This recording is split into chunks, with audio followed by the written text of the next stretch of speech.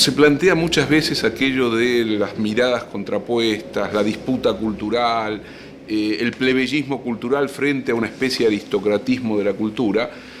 Hay también una posición de clase, hay también una manera de leer al peronismo como el lugar de la ignorancia, e incluso a los artistas o los intelectuales o los que fueran que están vinculados con esa historia, ahora bajo la matriz kirchnerista, como si entre comillas lo digo, la alta cultura fuese un patrimonio de, qué sé yo, Amalita Fortabat, Victoria Ocampo o Beatriz Arlo.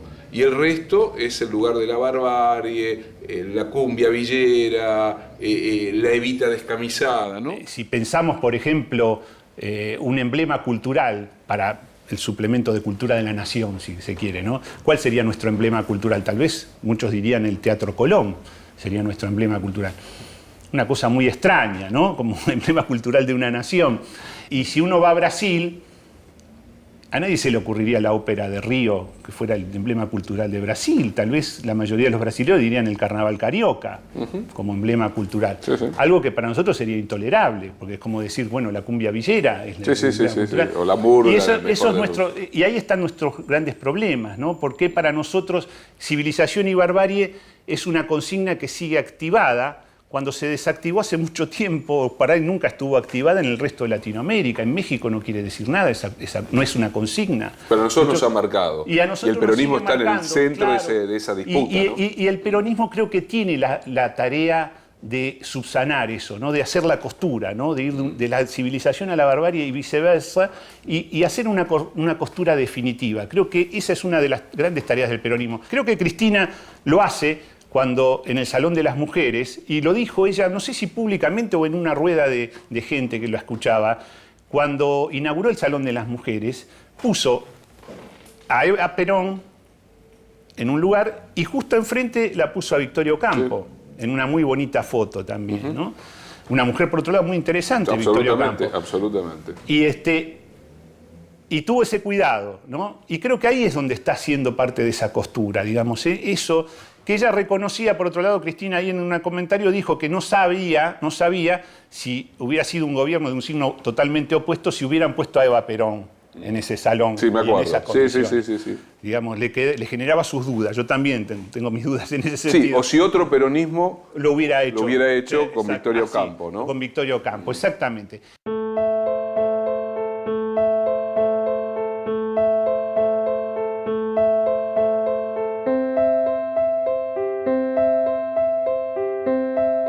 Pampa y cielo, y entre ellos, alternativamente, el incendio de los días y las sombras de las noches.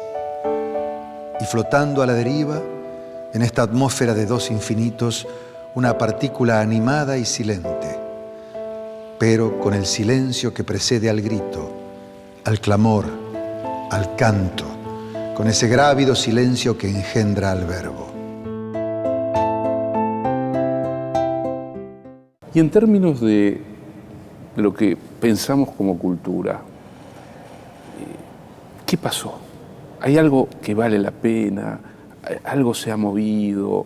¿Sentís que esta Argentina ofrece otros riesgos y otros desafíos para la vida cultural? Y veo señales luminosas. Me parece que nosotros no hemos podido ensordecer la idea del espectáculo. Eso me preocupa. Estamos pegados al espectáculo. Me parece que sí. Producción de cultura, espectáculo. Me parece que sí. Y que la televisión y el mercado, esa alianza maldita, ha generado esas expectativas, que son graves culturalmente, porque esa alianza ha construido un oído. Hay una historia del oído. Hay una historia del oído. No es lo mismo Atahualpa Yupanqui y el Cuchi Leguizamón que cualquier música banal que escuchamos hoy día. No es lo mismo.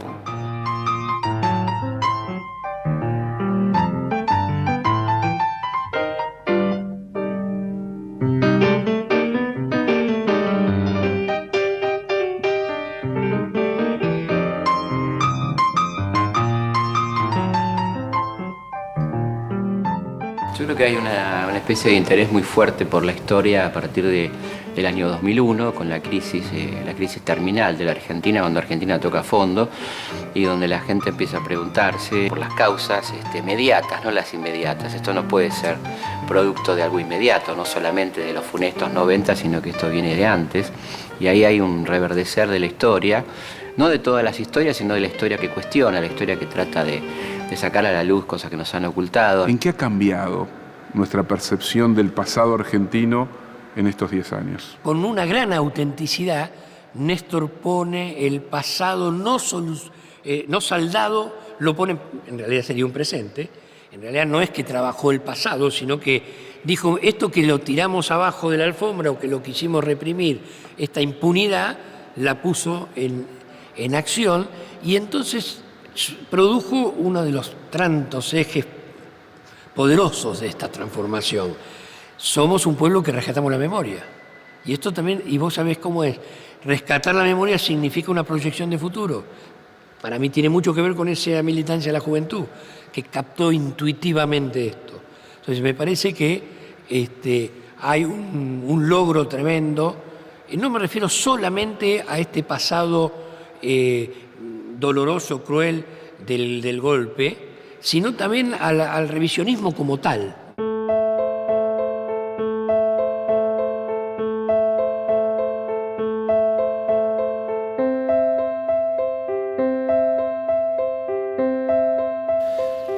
Si este hombre levanta sus ojos en busca de una estrella que oriente sus pasos, que algo le sugiera sobre su suerte, se encuentra con la Cruz del Sur, símbolo y cifra astrológica de su destino. Diríase que, tocado de fatalismo, se recuesta indolente en el signo austral, sintiéndose partícula de su luz, chispa de su fuego, perdida en la noche pampeana. La idea de rescatar, ¿no? La nacionalidad, creo que fue muy fuerte lo que fue pasando en Argentina a partir de 2002, 2003, por supuesto, donde los chicos en los recitales de rock llevaban la bandera, cantaban el himno. Algo que se hacía de manera casi vergonzante antes, ¿no? Casi la gente musitaba muy bajito el himno, porque todavía lo vinculaba con épocas oscuras de la Argentina. Los milicos se habían apropiado de la bandera, del himno, de los símbolos, y de a poco el pueblo fue recuperando para sí estos símbolos y hoy los luce con orgullo, me parece. Y esto es realmente muy importante lo que fue pasando a lo largo de estos años, ¿no?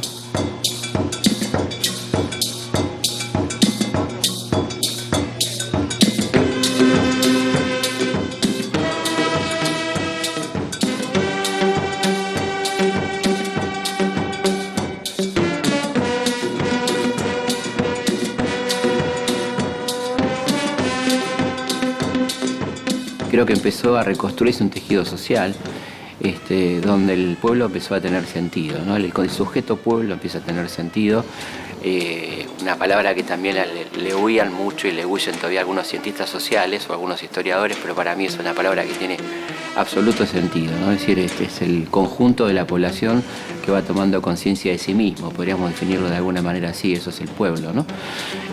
Vapuleado, maltratado, ninguneado históricamente.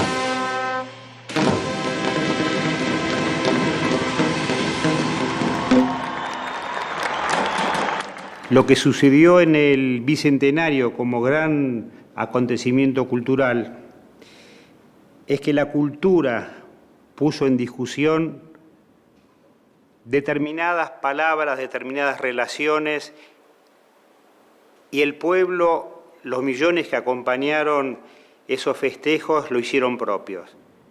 Esos conceptos tenían que ver con derechos humanos, con el trabajo, con Latinoamérica, con la producción, con el desarrollo, Tuvimos el privilegio de ser parte de lo que fue el Bicentenario. En particular me tocó asesorar lo que fue el desfile de Fuerza Bruta, que fue fantástico y muy difícil poder elegir en 10 carrozas, decíamos nosotros, para entendernos, 10 momentos, lo que fue la historia argentina. Que para el consumo masivo popular Sí.